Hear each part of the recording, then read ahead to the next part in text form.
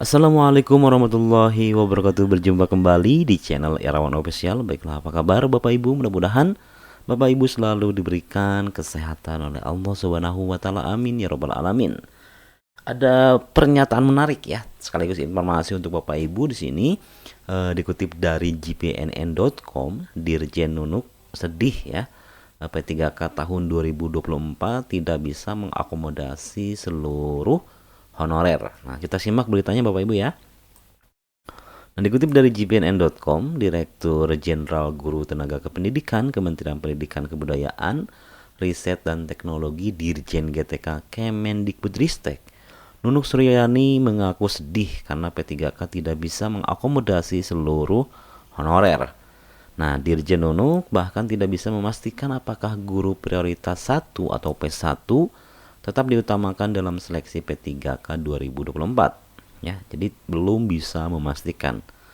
Masalah honorer tidak akan tuntas pada tahun ini. Salah satu penyebabnya ialah banyaknya formasi P3K tahun 2024 yang kosong akibat minimnya usulan dari pemerintah daerah atau Pemda. Terang Dirjen Nunuk kepada jpnn.com. Nah, ya kita sudah mengetahuinya ya Bapak Ibu bahwa penyebab dari masalah honorer yang tidak akan tuntas pada tahun 2024 ini adalah ternyata lagi-lagi ya pemerintah daerah itu mengajukan formasi yang sangat sedikit ya dari ekspektasi Kemendikbudristek yang memberikan jatah formasi yang banyak ya. Ternyata pemerintah daerahnya tidak memaksimalkan jumlah usulan formasinya. Kemudian menurut Dirjen Nunuk, kebutuhan formasi P3K tahun 2024 ini sebanyak 419.146, namun usulan Pemda tidak sampai 50% dari total kebutuhan formasi tersebut. Data GTK Kemendikbudristek mencatat usulan Pemda hanya 170.649. Nah, usulan itu terdiri dari 150.031 untuk formasi P3K dan 20.618 CPNS. Artinya masih terdapat kekurangan sebanyak 248.497 ya formasi dari seluruh kebutuhan formasi guru sebanyak 419.146 formasi, kata Dirjen Nunuk. Dia mengungkapkan bahwa bagaimana upaya pemerintah dalam 3 tahun terakhir untuk memenuhi kebutuhan guru ASN melalui jalur pengangkatan honorer ya. Di awal perekrutan P3K tahun 2021 ya, usulan formasi dari Pemda menyentuh angka 500.000 lebih ya. Namun angka ini terus menurun ya mulai seleksi P3K tahun 2022 dan 2023. Nah, untuk Bapak Ibu yang mengetahui apa sih penyebabnya gitu kan. Penyebabnya turunnya ajuan formasi dari pemerintah daerah bisa dikomen di kolom komentar ya Bapak Ibu ya. Nah, jadi begitu Pemda merasakan oh begini ya kalau angkat guru P3K akhirnya lulus membayar gaji dan berbagai tunjangan sehingga menyita APBD-nya. Akibatnya tahun ini usulan minim sekali tuturnya.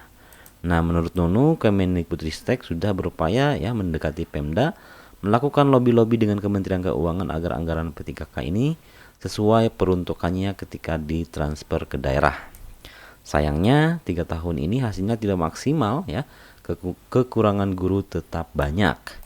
Kalau usulan formasi P3K tetap dari Pemda ya, Kemendikbudristek tidak bisa memaksakan jika mereka enggak mengusulkan karena ini ya pertimbangan anggaran, pemerintah pusat hanya bisa membuat regulasinya, ucapnya. Dari hasil belusukan Mendikbudristek Nadiem Makarim dan Dirjen Nunuk ke daerah-daerah, masalah utamanya tetap yaitu anggaran. Pemda membentengi dirinya untuk tidak merekrut honorer menjadi ASN P3K semaksimal mungkin. Usulan disesuaikan dengan jumlah ASN yang akan pensiun. Sebenarnya, kata Nunuk, sistem rekrutmen P3K di Indonesia sangat bagus. Sebelum diangkat menjadi P3K, prosesnya super ketat. Dimulai dari usulan Pemda hingga penetapan NI P3K. Pemda pun tahu ya sistemnya ketat, makanya usulan formasi tidak dimaksimalkan. Nah, perhitungan Pemda soal anggaran ini karena jumlah semua honorer yang ada diangkat P3K, bagaimana dengan pembayaran gaji dan tunjangannya ya, cetusnya.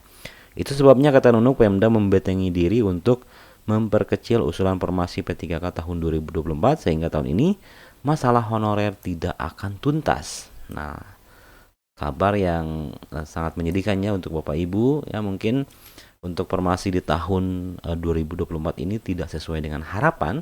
Ya mudah-mudahan pemerintahan yang akan datang bisa mengatasi hal ini ya Bapak Ibu ya, sehingga semua honorer bisa diangkat menjadi ASN dan diperlakukan secara baik ya. Baik, sekian informasinya, mudah-mudahan bermanfaat. Assalamualaikum warahmatullahi wabarakatuh.